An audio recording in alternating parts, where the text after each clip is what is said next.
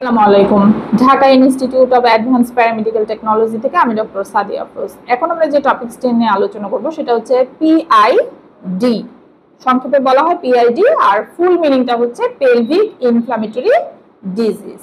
Pelvic inflammatory ডিজিজটা কি? যে কোনো মহিলার পেলভিক রিজিয়নে, ইউটেরাসের মধ্যে, ফেলোপিয়ান টিউব এবং যে দুইটা ওভারি থাকে এগুলোতে যদি ব্যাকটেরিয়াল ইনফেকশন হয় তাহলে ওটাকে আমরা বলবো পিআইডি অথবা পেলভিক ইনফ্ল্যামেটরি ডিজিজ। বোঝা গেছে? তাহলে মেডিকেল সায়েন্স অনুযায়ী পিআইডি কাকে বলা হয়? বলছে pelvic inflammatory disease is an infection of women's womb. Womb মানে কি? ইউটেরাস বা জরায়ুকে বলা হয়। অ্যান্ড ওভারিজে থাকবে, মানে দুইটা যে ওভারি বা ডিম্বথলি থাকে, অ্যান্ড ফেলোপিয়ান টিউবস।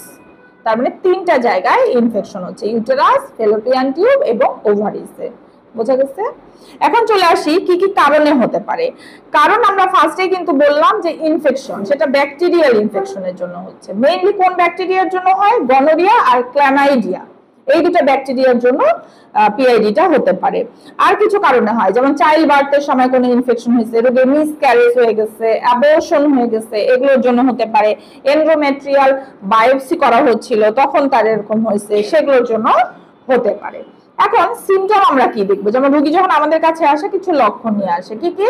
ফিভার থাকতে পারে রোগীর, এবং ফিভারের সাথে কি থাকে? চিল, কাঁপুনি থাকে একটা, খিচুনি টাইপের।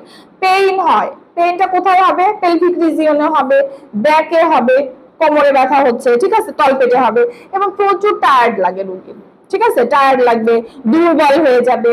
ভ্যাজাইনা দিয়ে দেখবা কিছু তরল লিকুইড আসতেছে, লিকুইডের কালারটা একটু অন্যরকম, টেক্সচারটা আলাদা, ঠিক আছে, ফ্লেভার বা অর্ডার যেটা গন্ধ বলি সেটা আলাদা, এটা হতে পারে।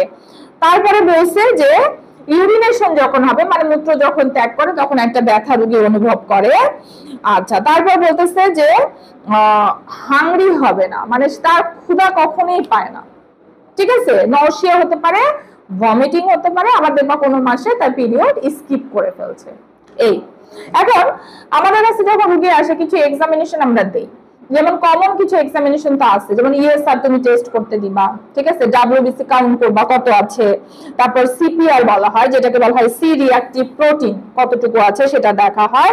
তারপর ভ্যাজাইনা যে দিয়ে তরলটা আসতেছে ওটাকে তুমি সোয়াব টেস্ট করে দেখতে পারো যে কোন ব্যাকটেরিয়ার জন্য হচ্ছে, ঠিক আছে। আর যেটা করবো, আলট্রাসোনোগ্রাম তো করবোই একটা, সাথে সাথে তুমি হচ্ছে সিটি স্ক্যান করে দেখতে পারো কি অবস্থা।